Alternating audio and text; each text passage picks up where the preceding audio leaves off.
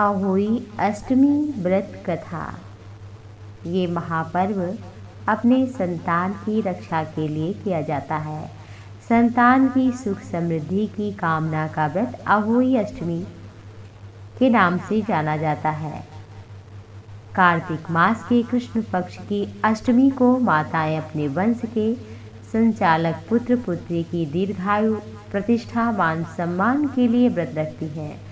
पौराणिक मान्यता है कि अहोई अष्टमी के दिन व्रत रखने से संतान की कष्टों का निवारण होता है, उनके जीवन में सुख समृद्धि तरक्की आती है। ऐसा कहा जाता है कि जिन माताओं की संतान को शारीरिक कष्ट रहता हो, स्वास्थ्य ठीक न रहता हो, बार बार बीमार पड़ते हो, किसी भी कारण से माता पिता को अपनी संतान की ओर से चिंता रहती हो, तो माता को विधि विधान से अहोई माता की पूजा अर्चना करने से विशेष लाभ संतान को प्राप्त होती है।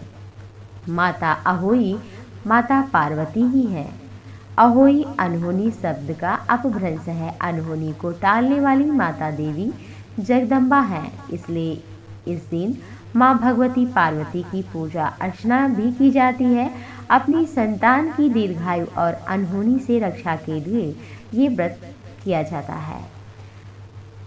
इस दिन माताएं सूर्योदय से पहले उठें, व्रत का संकल्प लें। अहोई माता की पूजा के लिए दीवार पर कागज पर गेरू से अहोई माता का चित्र बनाएं, साथ ही से और उनके 7 पुत्रों का चित्र बनाएं। सायंकाल के समय पूजन के लिए अहोई माता के चित्र के सामने एक चौकी रखकर उस पर जल से भरा कलश रखें। फिर रोली चावल से माँ की पूजा करें। मीठे पुए आटे के हलवे का भोग लगाएं। कलश पर स्वास्तिक बनाएं। हाथ में गेहूं के 7 दाने लेकर अहोई माता की कथा सुने। इसके उपरांत तारों को अर्घ्य देकर अपने से बड़ों का चरण स्पर्श करें और उनसे आशीर्वाद प्राप्त करें। अहोई अष्टमी की कथा इस प्रकार है। प्राचीन काल में किसी नगर में एक साहूकार रहता था। उसके 7 लड़के थे। दीपावली से पूर्व साहूकार की स्त्री घर की लीपा पोती हेतु मिट्टी लेने खदान में गई और कुदाल से मिट्टी खोदने लगी। उसी जगह एक सेह की मान थी। सहसा फिर उस स्त्री के हाथ से कुदाल सेह के बच्चे को लग गई, जिससे सेह का बच्चा तत्काल मर गया। अपने हाथ से हुई हत्या को लेकर साहूकार की पत्नी को बड़ा दुख हुआ, लेकिन अब कर ही क्या सकती थी। वह शोकाकुल हो गई, पश्चाताप करती हुई घर आ गई।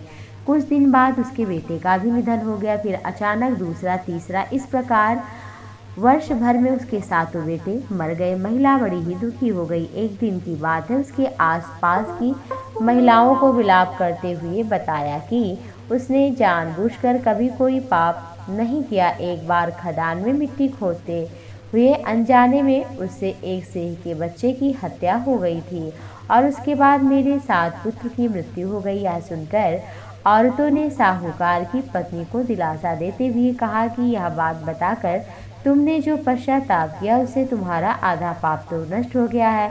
तुम उसी अष्टमी को भगवती पार्वती की शरण लेकर सेह और सेह के बच्चों का चित्र बनाकर उनकी आराधना करो, क्षमा मांगो।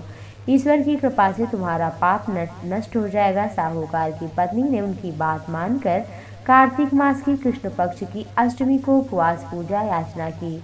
वह हर वर्ष नियमित रूप से ऐसा करने लगी। बाद में उसे 7 पुत्रों की प्राप्ति हुई। तभी से अहोई व्रत की परंपरा प्रचलित हो गई। इस कथा से अहिंसा की भी प्रेरणा मिलती है कि जीवों में ईश्वर का वास होता है। अगर हम जीवों पर दया करते हैं तो ईश्वर हमारे ऊपर दया करते हैं।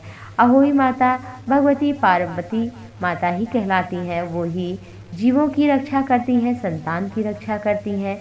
आप सभी पर माता अहोई की कृपा